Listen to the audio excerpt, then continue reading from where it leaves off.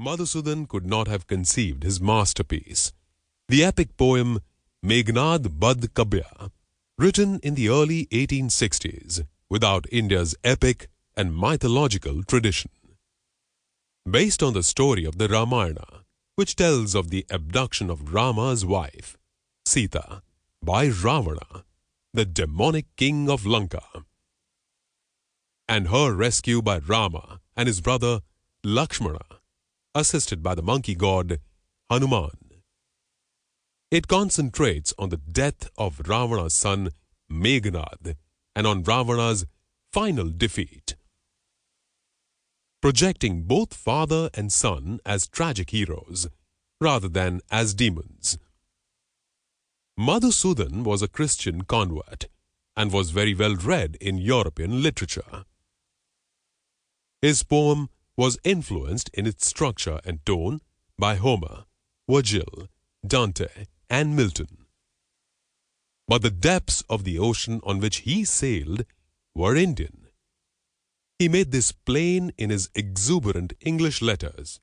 I'm going on with Meghnad by fits and starts.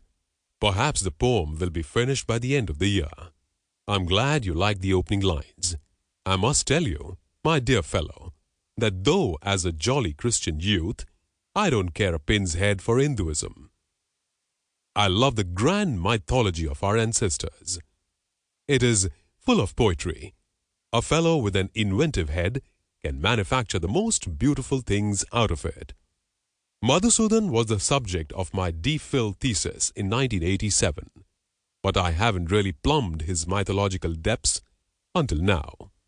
The poetry of Rabindranath Tagore, 1861 to 1941, the great Bengali poet, whose works I have been reading and translating for most of my adult life, constructed numerous ships that sailed on the ocean, and several of them can be found in the selected poems of Tagore that I translated for Penguin.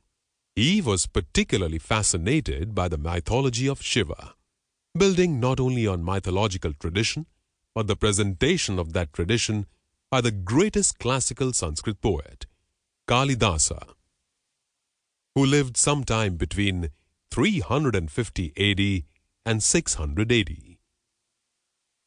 The birth of Kartikeya and the birth of Skanda in the present work tell the stories that were the basis of Kalidasa's poem Kumara Sambhava, and the efforts made by Kama, god of love, to wake Shiva out of his ascetic trance, which were also included by Kalidasa, inspired Tagore's magnificent poem, The Wakening of Shiva. Another fine poem by Tagore, not included in my Penguin book, is To Ahalya, first published in 1890. In The Seduction of Ahalya, I have retold the various versions that exist of this myth. In his poem, Tagore does not focus on how or why Ahalya was cursed.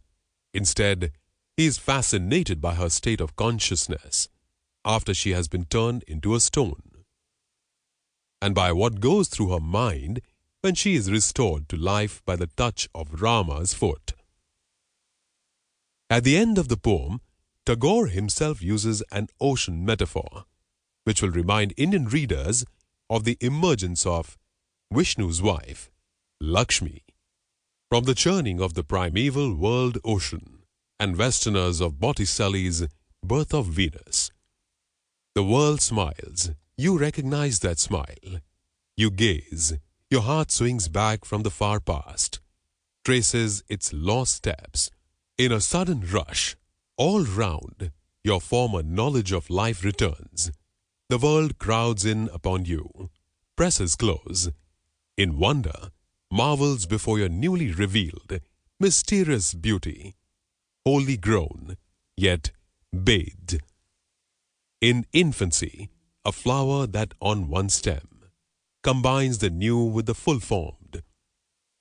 Like first, created dawn, you slowly rise from the blue sea of forgetfulness. You stare entranced. The world, too, is speechless.